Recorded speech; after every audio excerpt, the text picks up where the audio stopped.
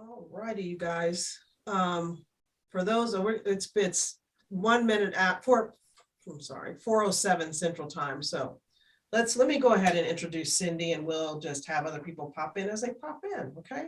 It's So perfect. I am excited. I work with Cindy's company, NextGen Tax. I haven't had a lot of time to talk to her because I know she is crazy busy. Um, I have with me today Cindy McGhee of NextGen Tax. She brings the right mix of education, experience, and enthusiasm to her firm. She holds a Master of Science degree in accounting and has been a practicing CPA for over 18 years. Her career began with Ernst & Young LLP, a Big Four accounting firm, which laid the foundation for her professionalism and work ethic throughout her career.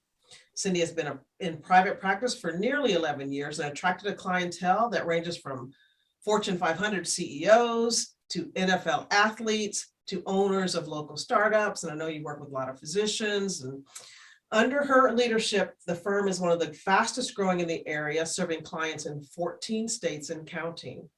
When not working, which I don't know when that is, Cindy, she spends her time with her husband of 15 years, who is a physician, and their two children. She is generous to local charities and faith-based organizations and can be found enjoying downtime with family and friends and reading a good book.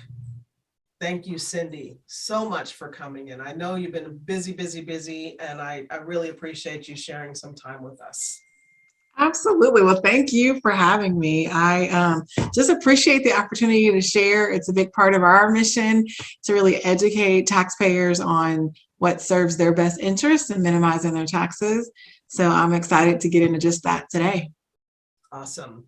So I know almost everybody knows about tax preparation, and most people either have a an accountant that does it, or they use their TurboTax or whatever. But I think pretty much everybody in the country knows about that tax prep. And a lot of people, including some of my physician friends, only went to their accountant for tax prep. Talk about what they're missing out on and what tax planning and the whole wealth strategy part, how does that play in, and what is it actually?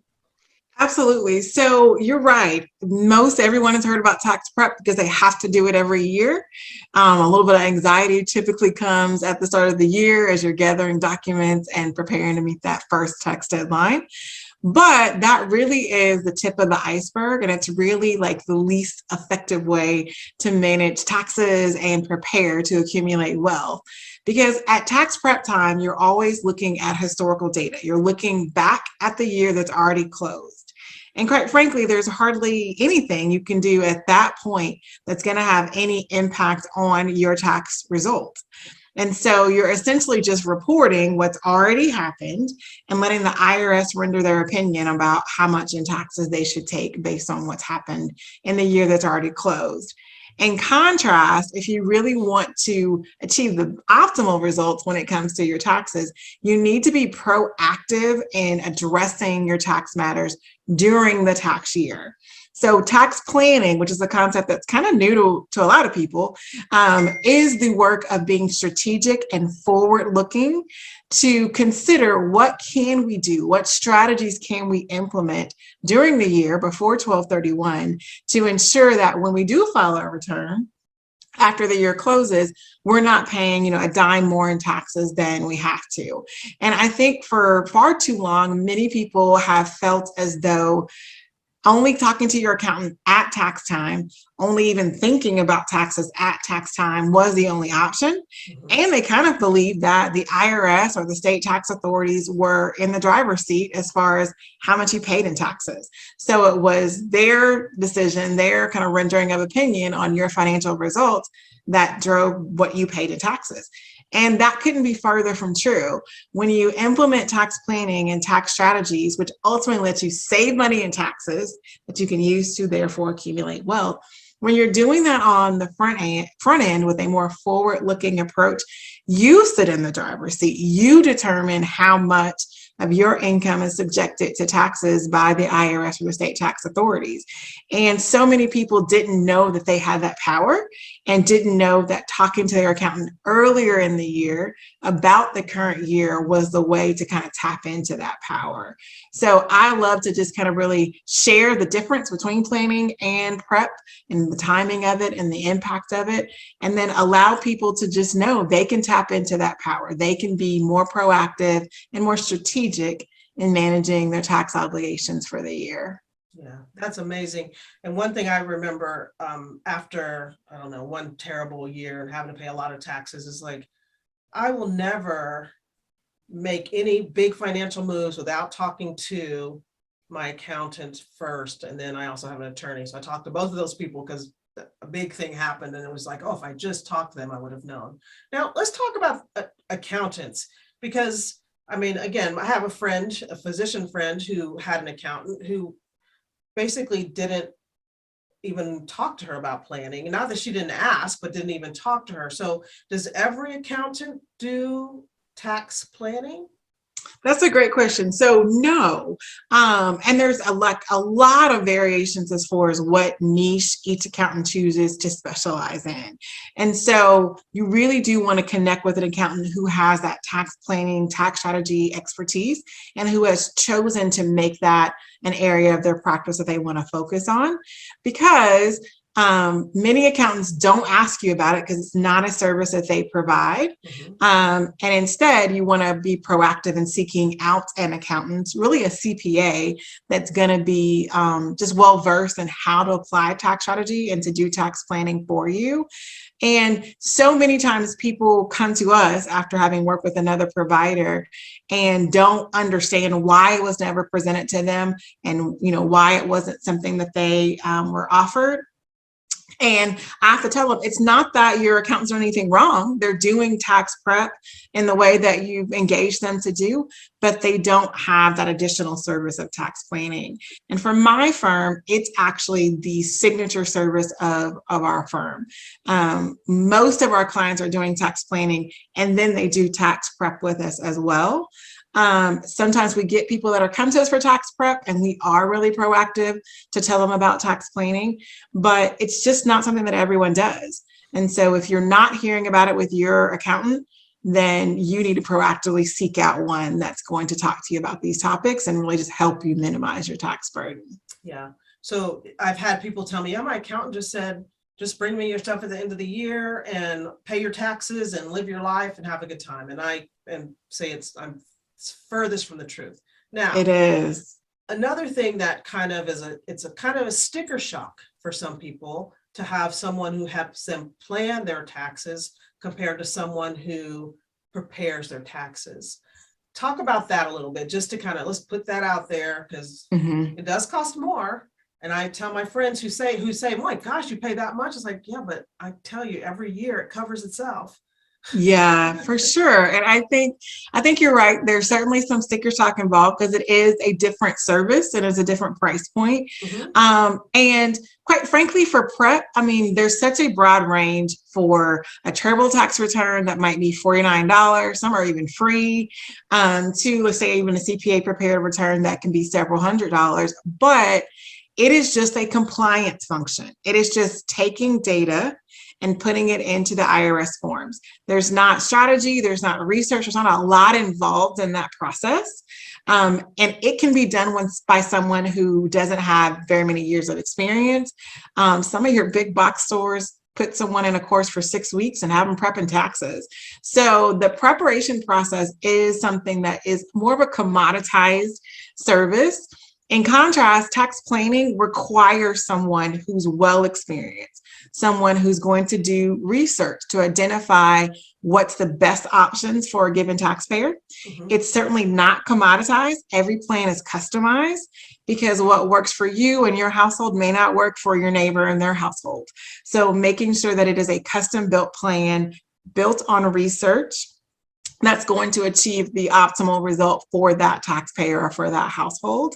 So that's a more time-intensive approach, requires someone who's a lot more experienced and someone who's committed to staying up to date on the current laws and how to apply them to your best advantage.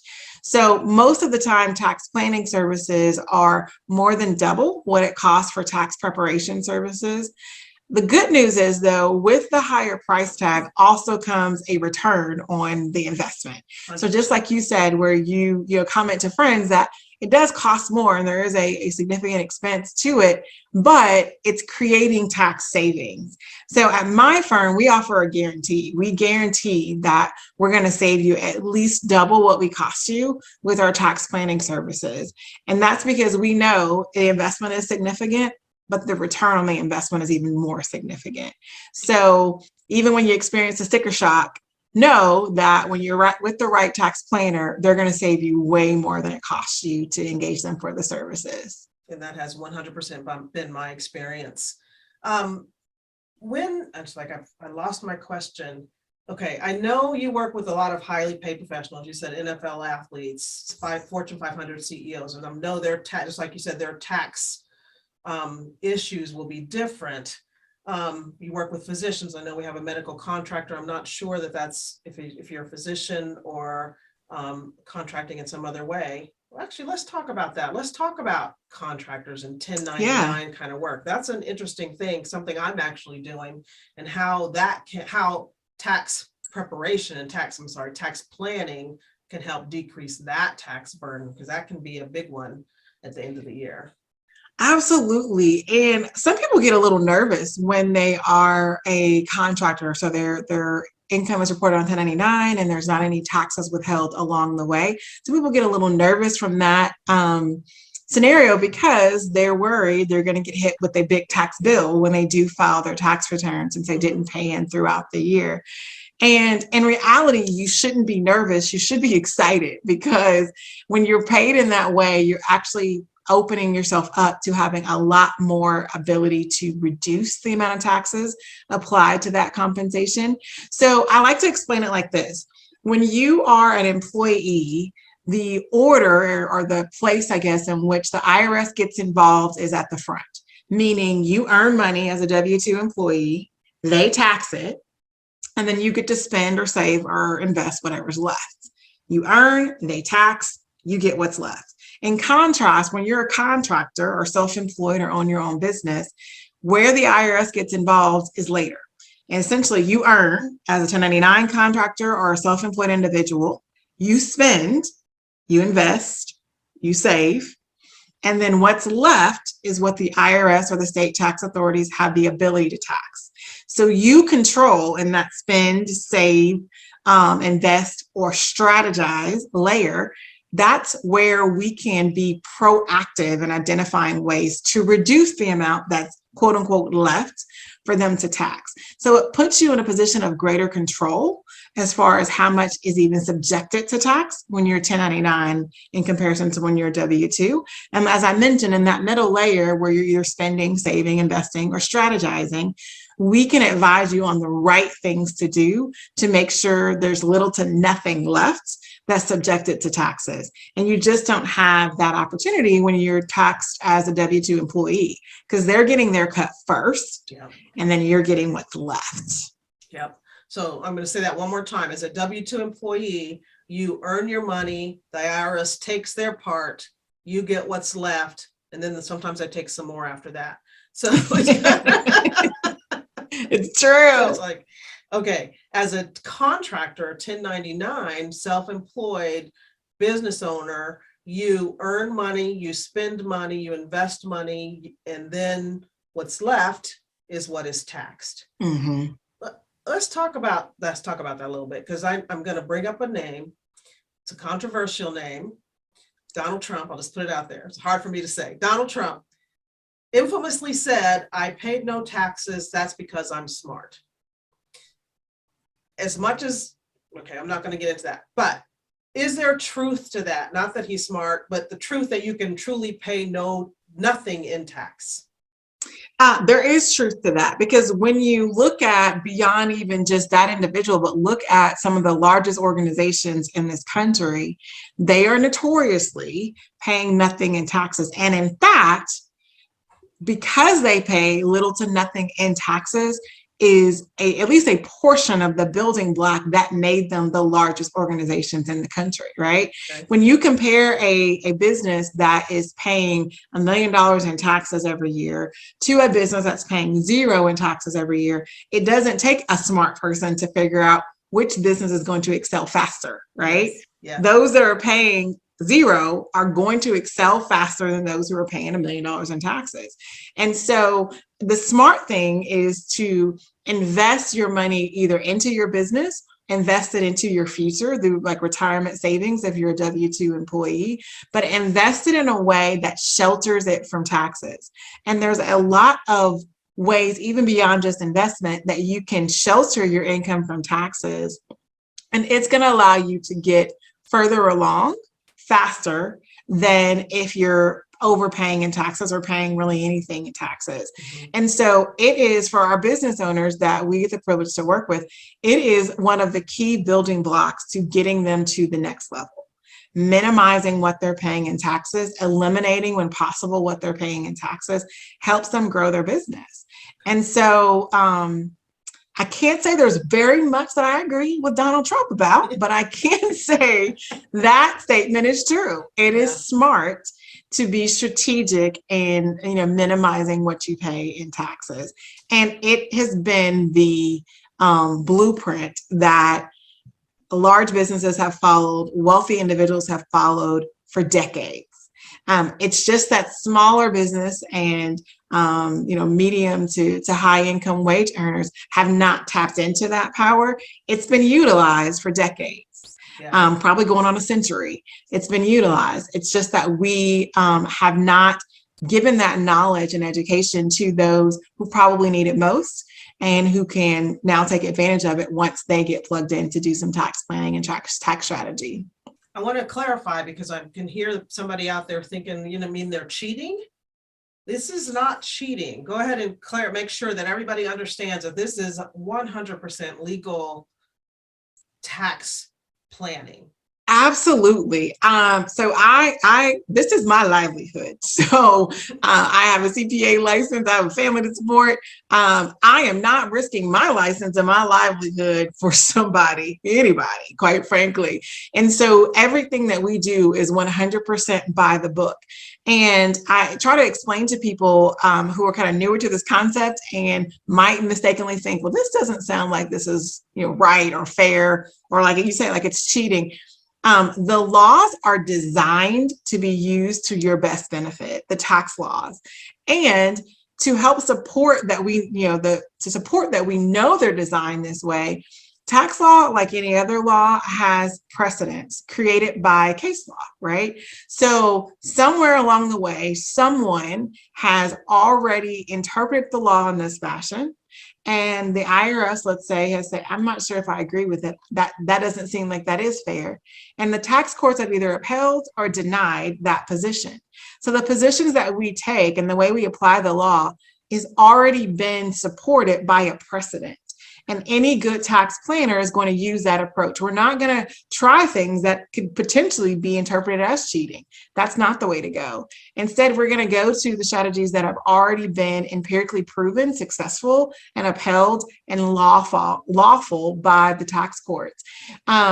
What people hear on the news sometimes is about those who have attempted to evade taxes, where they have just not reported things. That's cheating. Failing to report or over-reporting expenses greater and above what you actually incurred, that's cheating. Tax strategy and tax planning is just applying the law to your best benefit, not adding anything that you didn't, that didn't exist, or taking away things that do, but applying the law to your best benefit. So it's completely lawful, and it's the right thing to do, to take the law and apply it to your best benefit. 100%.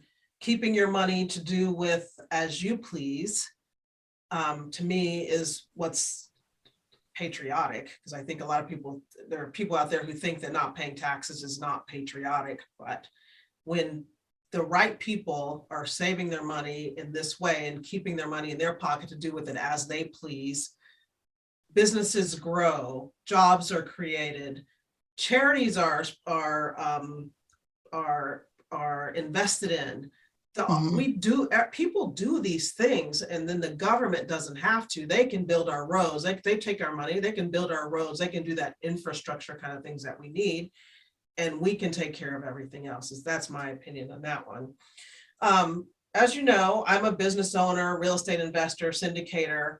I like people to invest in real estate that has a social impact. We want to leverage dollars to get a financial return and impact communities. How can real estate affect, let's talk about both that 1099 and a W-2 employee. How can real estate help them? Absolutely. So real estate in general is a great option for sheltering income from taxes because the income created by real estate and the deductions created by real estate are beneficial to really any taxpayer, a W-2 earner or a 1099 or self-employed earner. And it really impacts them both in pretty similar ways.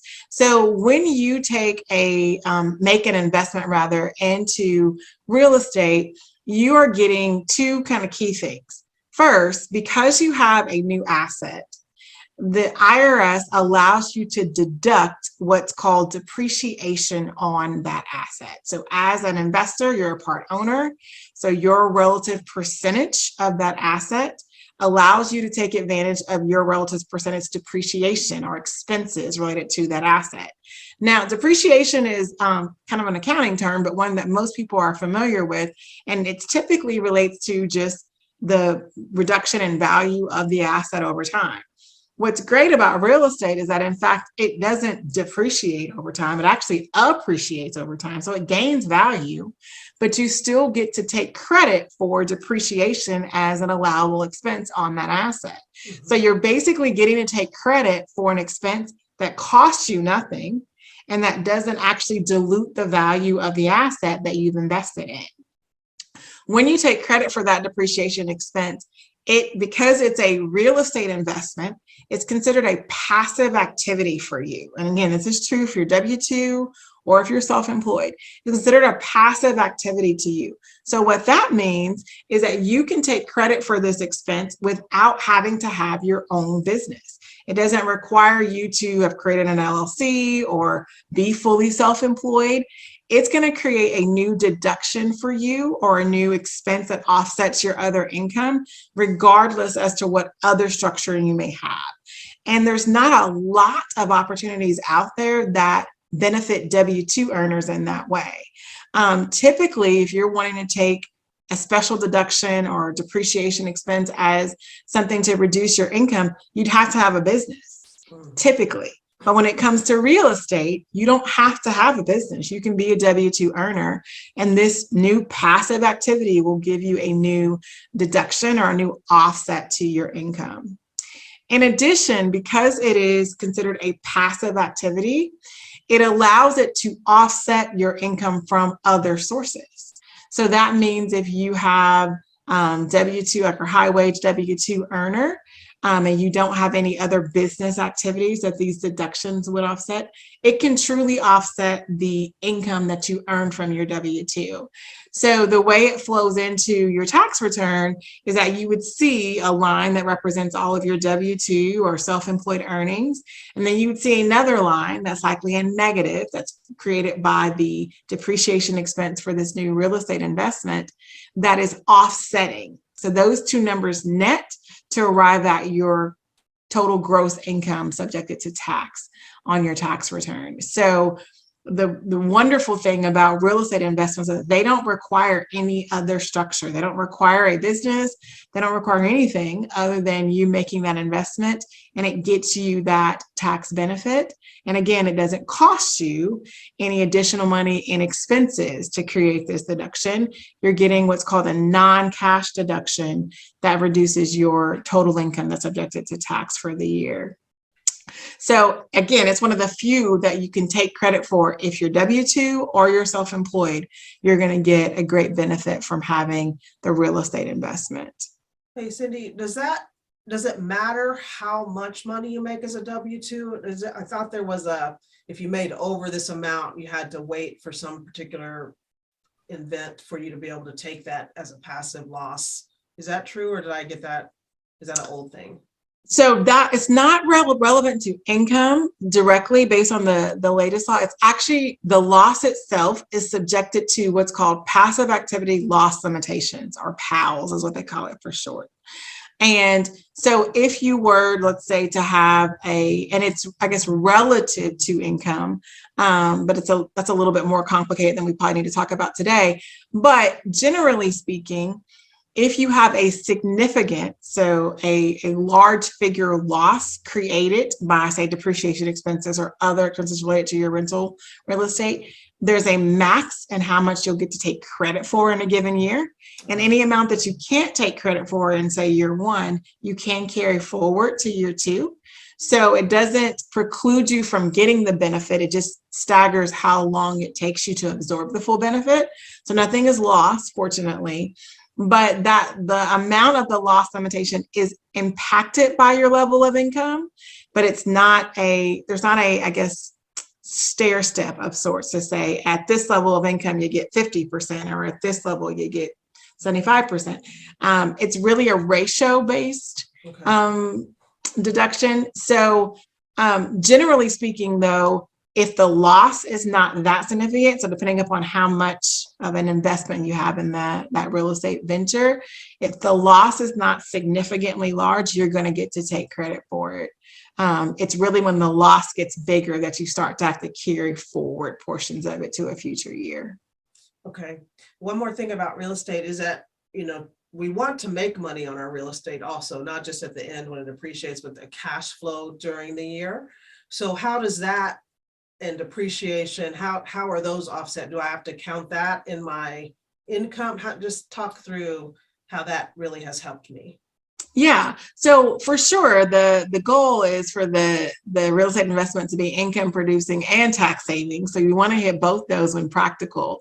And when you have, let's say, a profit in the real estate venture where it's cash flowing and producing greater than the expenses, what's great about having it as well is that simply because you have that passive activity, there are other deductions that you can take credit for.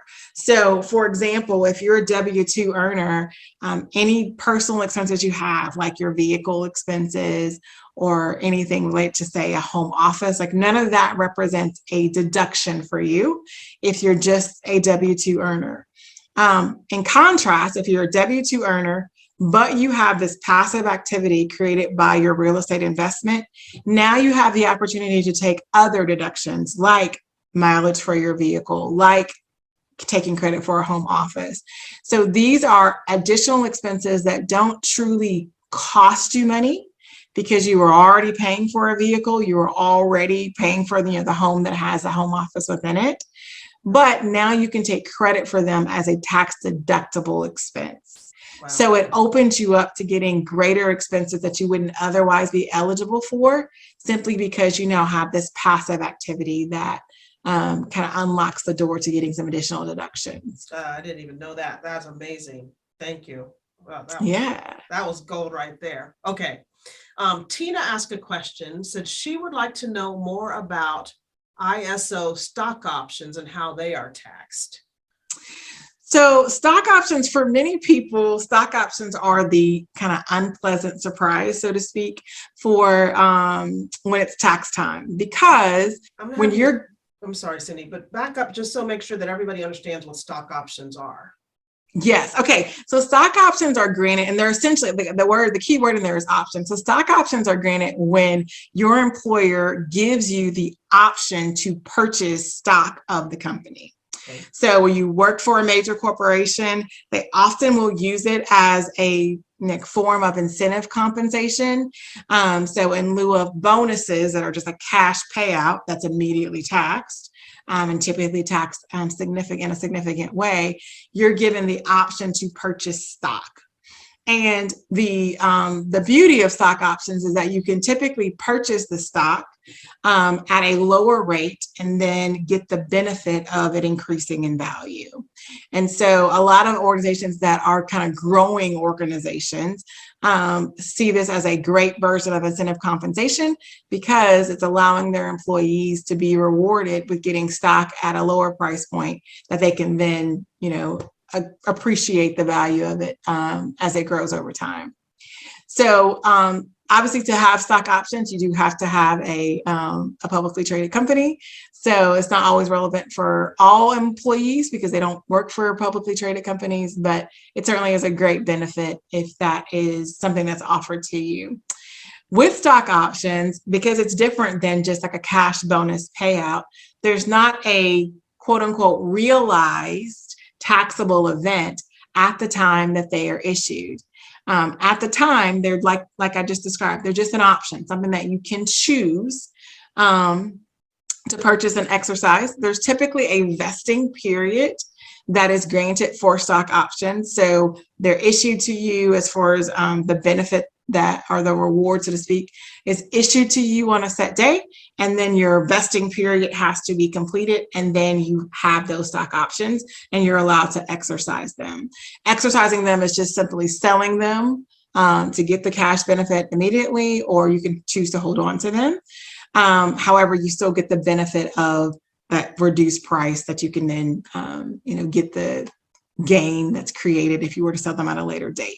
Okay. From a tax perspective, what I say unpleasant surprise that can sometimes come from stock options is that because there is not any cash that changes hands kind of at the time that they're issued, and because there's typically a lag between when they're issued and the vesting period before you can take any action on them, taxpayers are sometimes unaware that they are going to pay capital gains tax on any stock options that they exercise, and the gain is calculated based on that lower price. And I'm trying to give this a kind of simplified example, but the lower price under which the stock options are issued. So if we just throw some dollars in there, so let's say that you were issued stock options at a price of $5, and then you sold them. And again, there's no cash that changes hands because they're just issued to you. You're not quote unquote purchasing them. They're being granted to you by your employer. And then let's say a couple of years later, you decide to exercise those options and sell off that stock at, let's say it's $10 a share at that point.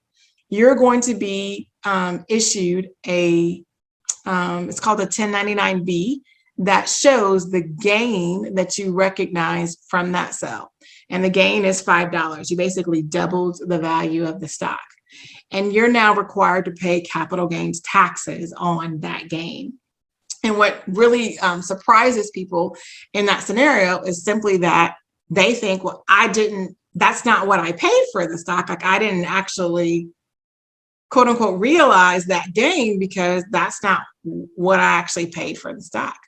And so when it's exercised and sold, they are unpleasantly surprised that they now have a large gain to recognize and a large capital gain tax to pay as a result of it. So what I recommend to those who have stock options, who are considering exercising them, considering making a sale, you want to consult with your CPA before you make that transaction because they can advise you on the optimal time and the optimal way to make sure that you're not overpaying in taxes on stock options.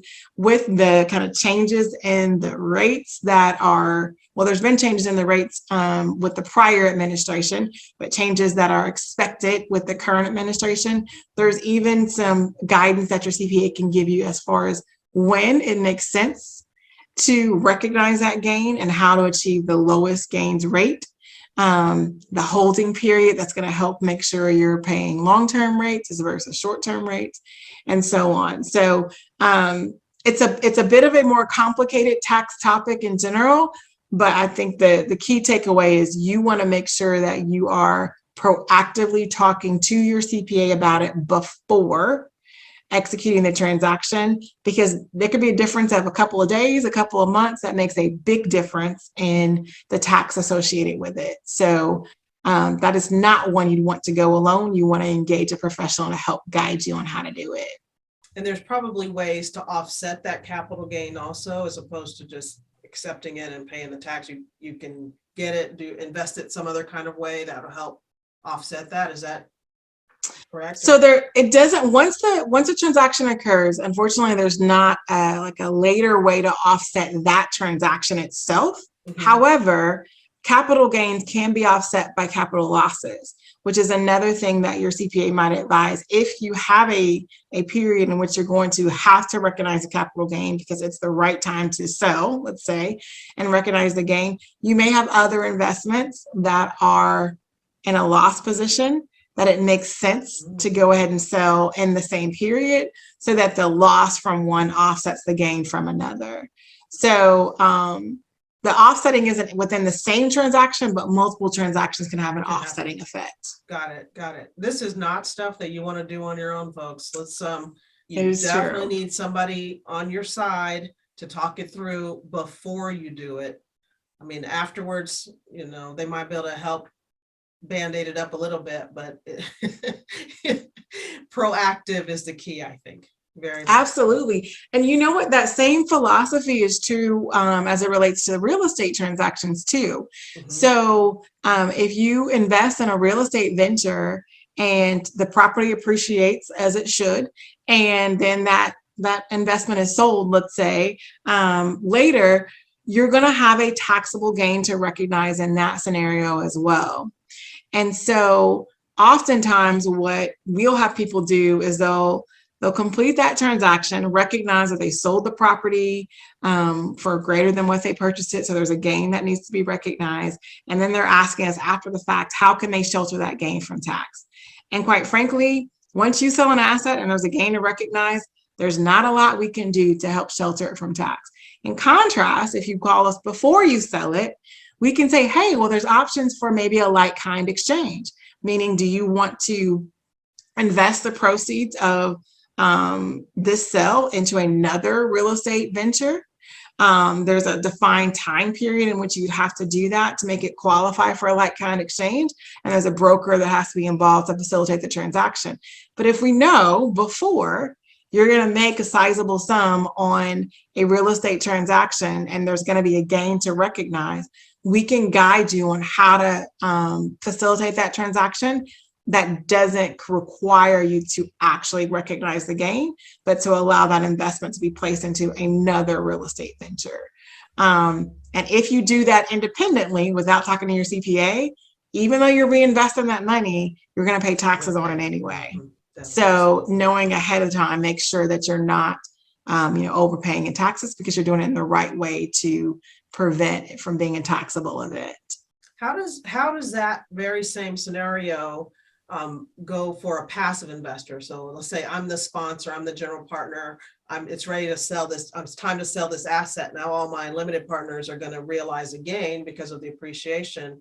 How can they minimize their tax effect of that? Does that make sense? Yeah. So in an ideal world, and this is not always practical, but in an ideal world, there's a longer term strategy that we've kind of collaborated to develop to make sure that we're not having, or I guess losing a portion of the benefit of being in a real estate investment by having to pay, 30% of the proceeds out in taxes. So we oftentimes will work with our clients who are in real estate investment to say, hey, what's the long game? What are we hoping to accomplish over the next, 5, 10, 15 years?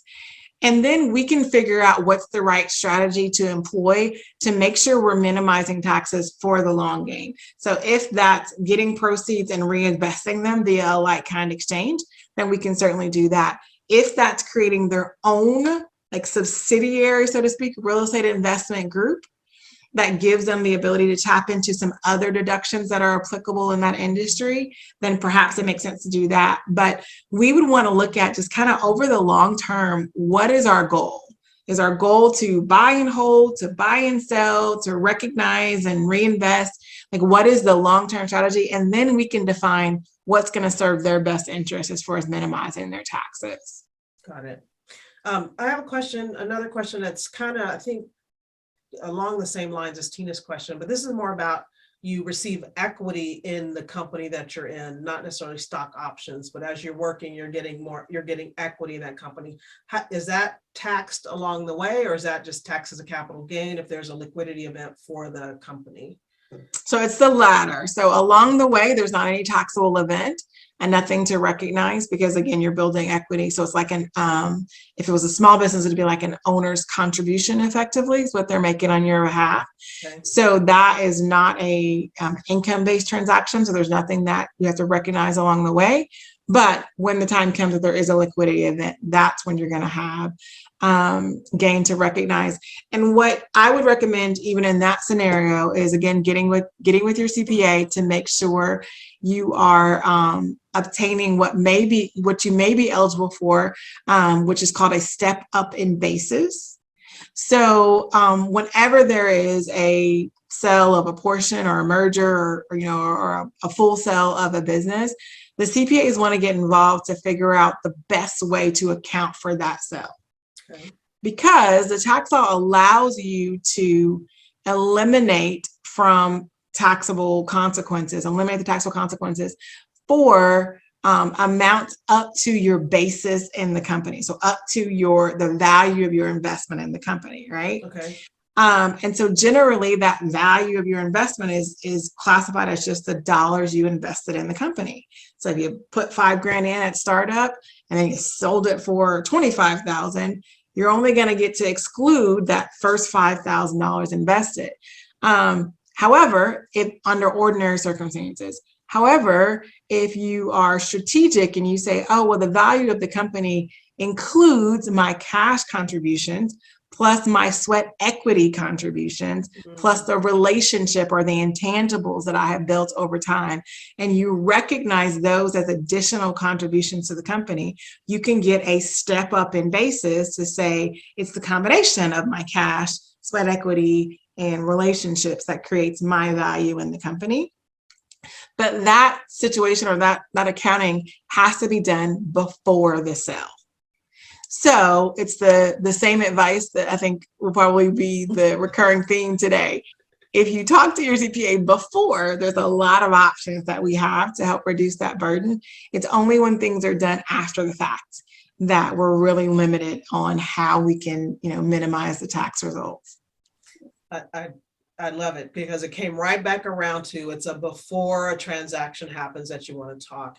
And I would say that even it's like as a physician, I would like to see you before you're sick so that I can know you better and have a better idea of what may work best for you. Your accountant and wealth strategist person wants to know you to me before you're about to have an event. It's like, I'm sure Cindy, it's frustrating to Cindy and her team for people to come and say, hey, my company's about to sell and I need some help. It's like, oh, hold on. We got to back up a few years and figure out what was going on. So the sooner you engage, the better. Is that correct? Absolutely. Absolutely. And I think the other misconception is that people think I've got to get my finances in order. I've got to be at the place that I need a CPA before I engage a CPA. And in reality, the people that need a CPA need it because they plugged in with them, quote unquote, before they needed it. And we got the strategic advice, downloaded to them so that they would be in a financial place that they, quote unquote, needed us. And so it's not when you have a real estate portfolio or have some other investment portfolio that you need to be engaging with a CPA. You really want to start even before or as you're starting to make those moves.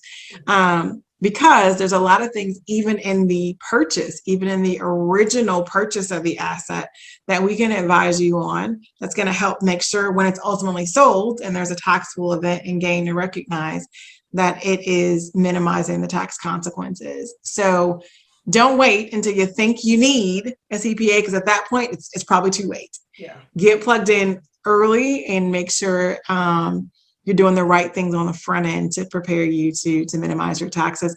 The other thing I'll say to as well, people will sometimes think that because tax planning is a larger investment than tax prep, and it's typically a pretty robust program, they think, well, I'm not quite ready for that level.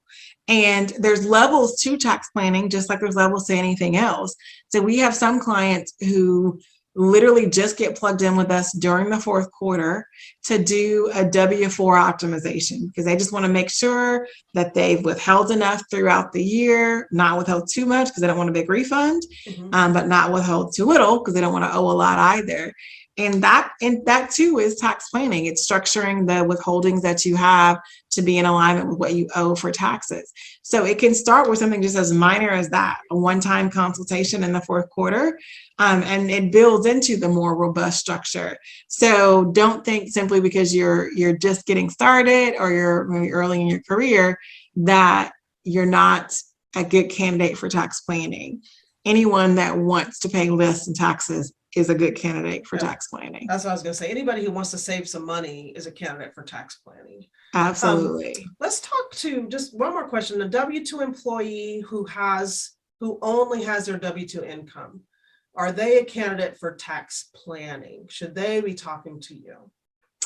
Absolutely. But here's the caveat to that, because as I mentioned at the outset, when you're a W-2 employee, the IRS is involved at the top.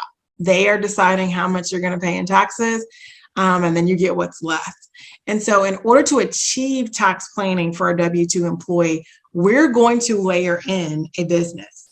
And so a lot of people come to us and they say, I only have W-2, but I feel like I'm paying way too much. And we typically agree.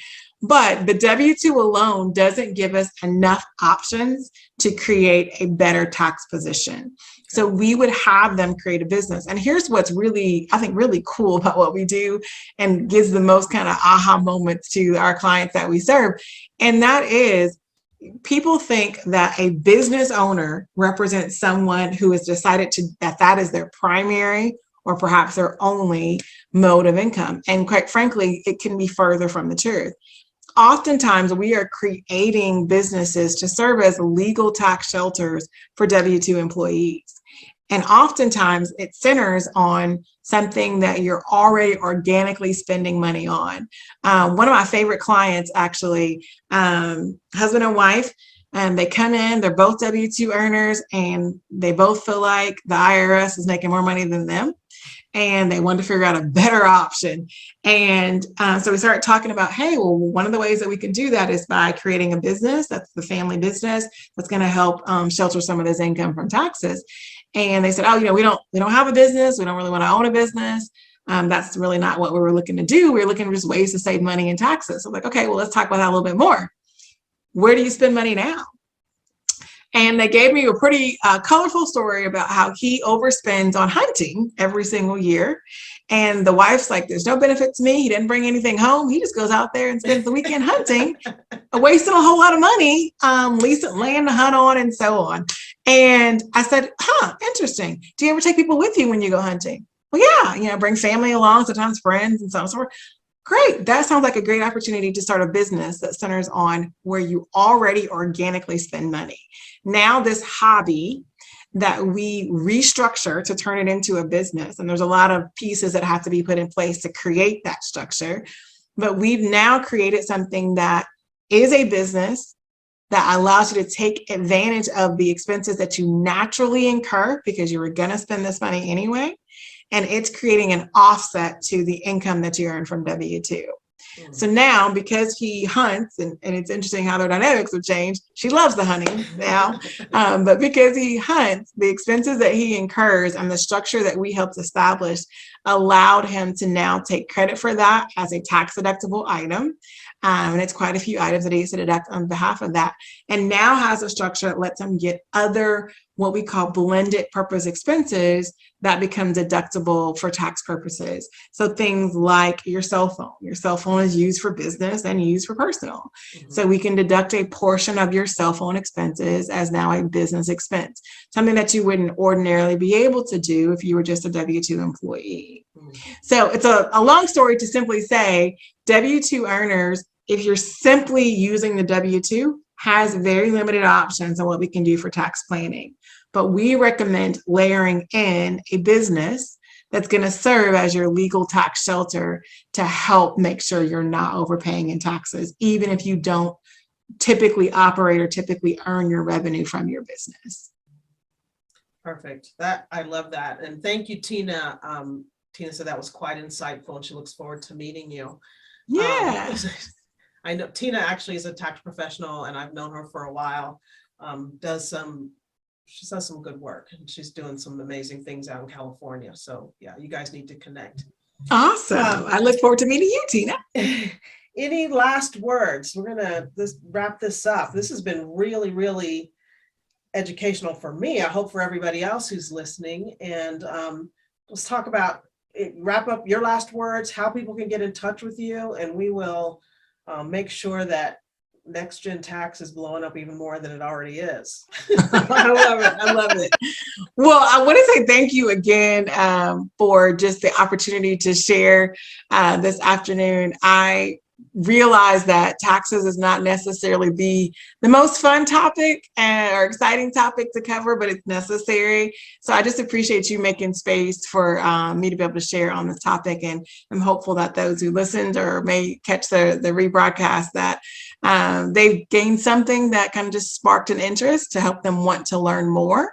Yeah. I will say that, tax planning and tax strategy is something that you really need a professional to assist you with. This is not something that you want to try to do alone. You want to get plugged in with someone who knows this, who is well-versed in it and well-versed in how to apply the law so that you are doing it in the right way and not putting yourself at risk attempting to do it alone. And I would love to partner with you and allow my team to really support you in fulfilling that goal of reducing your tax burden and being more strategic when it comes to your taxes. Needless to say, we're at the end of the year this year. So there's not a whole lot of time for us to get connected for 2021, but 2022 would be a great opportunity for you to just reach out to NextGen and see what options exist for you. At our firm, we firmly believe that before we can ask you to make the investment in tax planning, you need to have an understanding of what it is and how it would tentatively impact you and your business. And so when you connect with us, you're not having to just have the blind faith that we can do it. We're going to present it to you so that you know at least a preliminary idea of what we're trying to accomplish and what financial impact it would have, so you can have good confidence in moving forward with us. I love that. And I would say, just like you want a doctor that you can talk to and that can explain things to you and you're comfortable with, the same thing with your tax professional. You want someone that you can just open kimono. They can know everything that you've got going on in your financial life so that they can help you be better, save your money so that you can put your money where you want to put it and make the difference in the world that you want to make. Cindy, thank you so much for being here. All of Cindy's information is going to be attached to this and we will get it to you. They are easy to get in touch with and easy to work with. I do work with them. So plug for you. I really, really appreciate everything you do for me. Thank you. Thank you so much. And we'll see you guys again soon. Okay. Thanks again, Cindy. Thank you. Bye. Bye.